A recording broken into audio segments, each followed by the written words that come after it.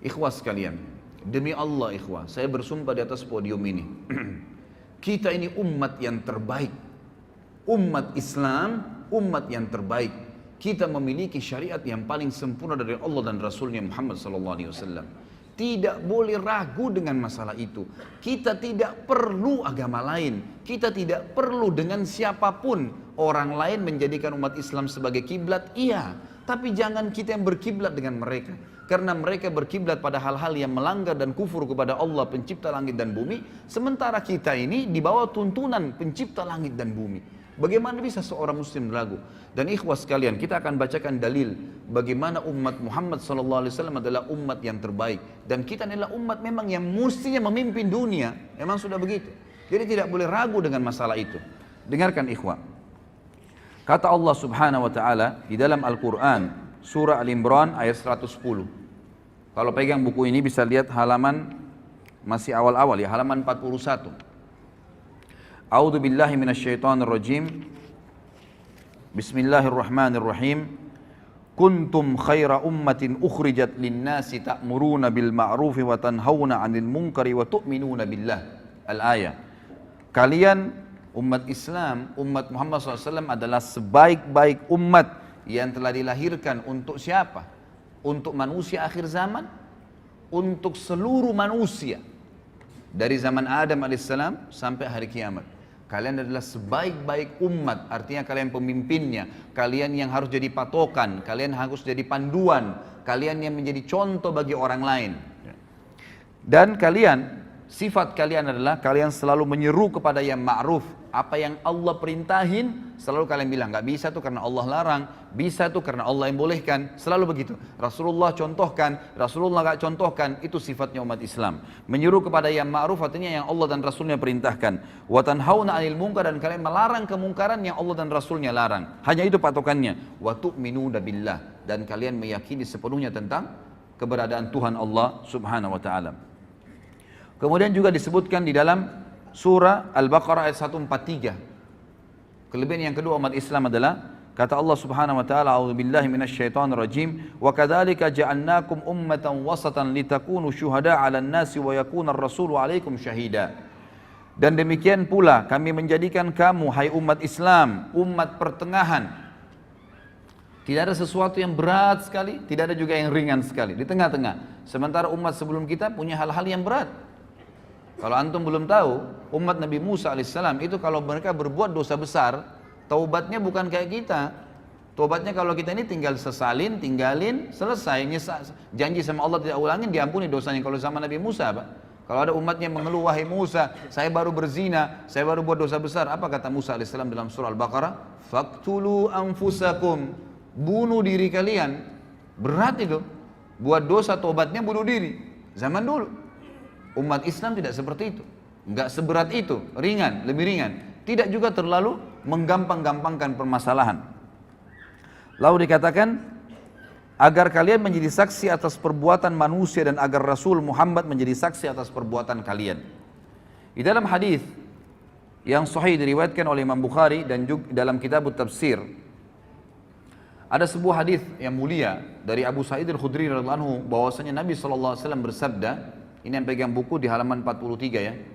Yud'a Nuhun yaumal qiyamah fayaqulu labbaika wa sa'daika ya rabbi fayaqulu hal ballagta ayyir risala fayaqulu na'am fayuqalu li ummatihi hal ballagakum fayaquluna ma atana min nadhir fayaqulu man yashhadu laka fayaqulu Muhammadun wa ummatuhu fayashhaduna annahu qad ballag wa yakunu ar-rasulu 'alaikum syahida fadzalika qawluhu jalla dzikruhu wa kadzalika ja'alnakum ummatan wasatan litakunu syuhada'a 'alan nasi wa yakuna ar-rasulu 'alaikum syahida.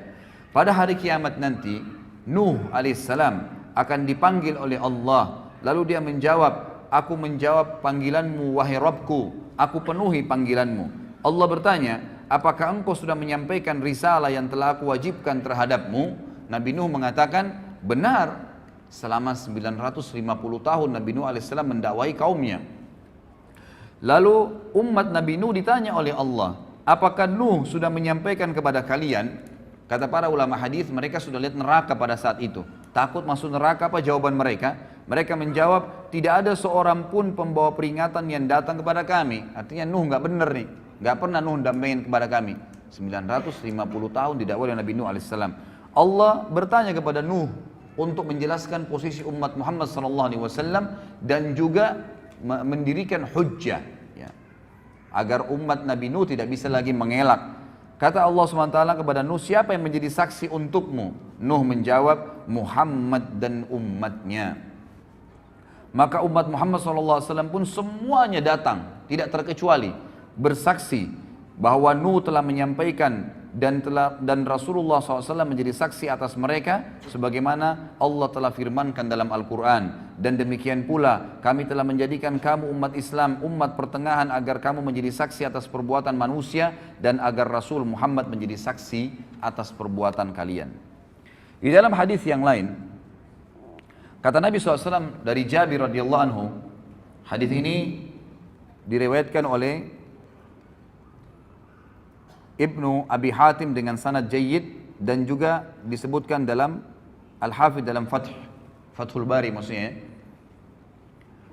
Kata Nabi SAW, ma min rajulin minal umami illa wadda annahu minna ayyatuhal ummah. Ma min nabiyyin kadzabahu qaumuhu illa wa nahnu syuhada'uhu yaumal qiyamah. An qad ballaga risalatallahi wa nasaha lahum. Tidak ada seorang pun dari umat-umat sebelum kita, kata Nabi SAW, kecuali dia berharap berasal dari kita, wahai umat Islam. Ini perkataan Nabi ya. Sekali lagi kata Nabi SAW, ketahuilah tidak ada seorang pun dari umat-umat sebelum kita, karena kita ini umat terakhir, gitu kan. Kecuali karena nabi-nabi mereka sampaikan nanti akan datang umat terakhir, nabinya paling sempurna, umatnya paling baik, paling banyak pengikutnya, paling pertama masuk surga, banyak kelebihan-kelebihan nanti.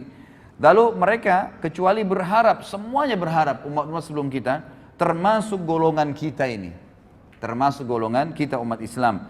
Tidak ada seorang nabi pun yang didustakan oleh kaumnya kecuali kita adalah saksi-saksinya pada hari kiamat bahwasanya dia telah menyampaikan risalah Allah dan menasihati mereka.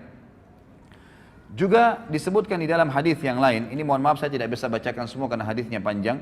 Saya pindah ke halaman setelahnya, halaman 45. Kata Nabi SAW dalam hadis yang sahih diriwayatkan oleh Ahmad dan Tirmidzi juga Ibnu Majah.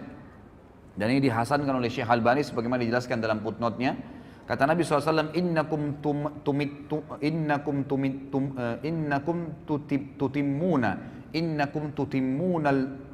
tutimmuna sab'ina ummah antum khairuha wa akramuha ala Allah. Sesungguhnya kalian akan melengkapi 70 umat. Ya, kata para ulama hadis maksudnya adalah ada 70 kelompok umat yang besar nanti pada hari kiamat. Dan kalian adalah yang melengkapi yang paling banyak di antara 70 umat itu. Kalian adalah yang terbaik dan termulia bagi Allah. Di dalam hadis yang lain diriwayatkan oleh Ahmad dan Tirmidzi dari Anas dan Syekh Albani mengatakan untuk mensahihkan hadis ini, kata Nabi SAW, mathalu ummati mathalul matar la yudra awwaluhu khairun am akhiruh. Umatku ibaratnya hujan, tidak diketahui mana yang paling baik, apakah yang pertama atau yang terakhirnya. Maksudnya apa? Semuanya baik. Umat Islam ini semuanya baik. Selama mereka amalkan agamanya, maka mereka adalah yang terbaik. Tidak ada bedanya antara satu dengan yang lainnya. Juga kata Nabi SAW di dalam hadis yang sahih riwayat Abu Daud, Tabarani dan juga Hakim, Nabi SAW bersabda, ummati hadhihi ummatun marhumatun laysa 'alaiha 'adzabun fil akhirah innama 'adzabuha fid dunyal fitan wazzalazilu wal qatlu wal balaya. Umatku ini adalah umat satu-satunya yang dikasihani oleh Allah. Tidak ada azab atas mereka di akhirat. Maksudnya orang-orang ya yang umat Islam ini umumnya kata ulama hadis sebelum mereka meninggal itu diberikan kesempatan untuk bertaubat. Selalu diingatkan oleh Allah Subhanahu wa taala. Jadi betul-betul orang yang masuk ke neraka nanti dari umat Islam ini umat-umat yang betul-betul menyimpang. Benar-benar tidak mau bertaubat, tidak mau kembali ke jalan Allah Subhanahu wa taala. Akan tetapi azabnya akan datang di dunia dalam bentuk fitnah-fitnah, gempa bumi, pembunuhan, mungkin mereka dibunuh oleh orang-orang lain, dan wabah penyakit.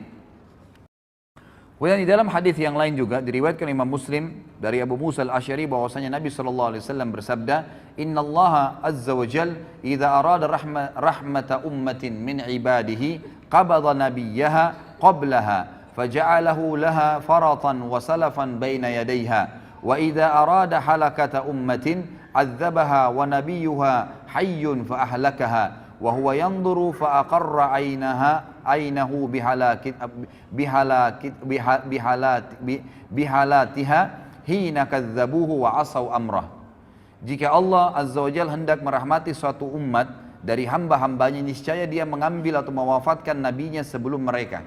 Seperti Nabi Muhammad SAW wafat sebelum para sahabat umumnya, dia menjadikan nabi tersebut sebagai pendahulu di hadapan mereka sehingga bisa dicontohin. Jika Allah hendak membinasakan satu umat, niscaya dia Allah menyiksanya sebelum nabi mereka atau selama nabi mereka masih hidup.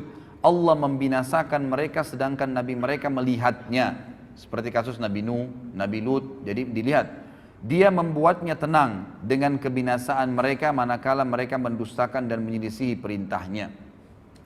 Kemudian juga kelebihan umat Muhammad SAW yang lain adalah hadis disebutkan oleh Ibnu Majah dan Baihaqi, disahihkan oleh Syekh Albani dari Abu Hurairah radhiyallahu anhu bahwasanya Nabi SAW bersabda, "Inna Allah tajawaza li ummati amma tuwaswisu bihi suduruha atau suduruha ma lam ta'mal aw tatakallam bihi wa mastukriha alaih."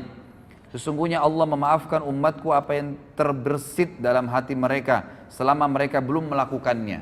Jadi kalau kita lagi sholat, kemudian ada bisikan-bisikan riya, bisikan apa saja, selama kita belum iyakan, maka tidak terhitung batal, gitu kan? Sebab semua ibadah pasti ada terlintas bisikan setan ya. Kita mau sedekah, tuh orang puji, itu orang ini. Kita lagi sholat tuh, indahkan ada teman di sebelah kamu, kamu dipuji. Kita lagi berdoa seperti itu. Selama kita nggak iyakan, maka tidak ada masalah. Tapi kalau kita sudah iyakan, baru terjadi riya itu, mendapatkan dosa. Seperti itu. Allah SWT memudahkan bagi umat ini seperti itu. Jadi Allah Subhanahu wa taala memaafkan umatku apa yang terbersih dalam hati mereka, maksudnya digoda oleh syaitan selama mereka belum melakukannya atau mengucapkannya, dan apa yang mereka dipaksa atasnya.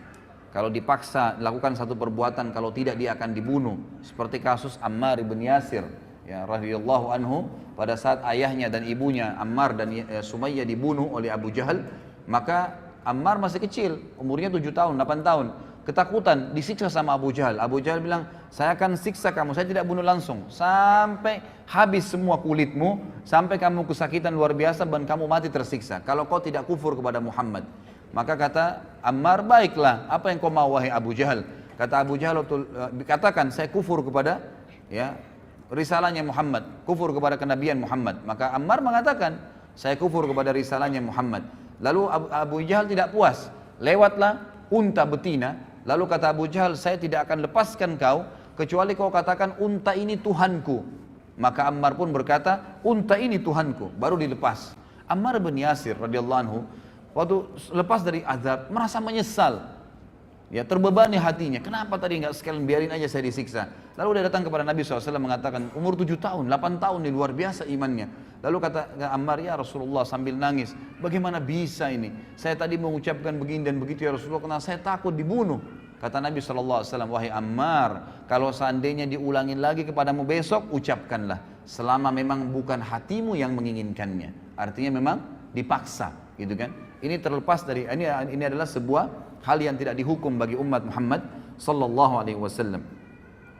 Kemudian juga dikatakan oleh Nabi sallallahu alaihi wasallam di dalam hadis diriwayatkan oleh Ibnu Abi Asim dari Anas dan dihasankan oleh Syekh Albani dalam Sahihul Jami', kata Nabi SAW, Inna Allah Ta'ala kad ajara ummati min an tajtami ala dhalalah. Sesungguhnya Allah Ta'ala telah melindungi umatku sehingga mereka tidak bersepakat di atas kesesatan. Artinya selama mereka berpegang pada Al-Quran dan Sunnah, maka mereka insya Allah tidak akan sesat.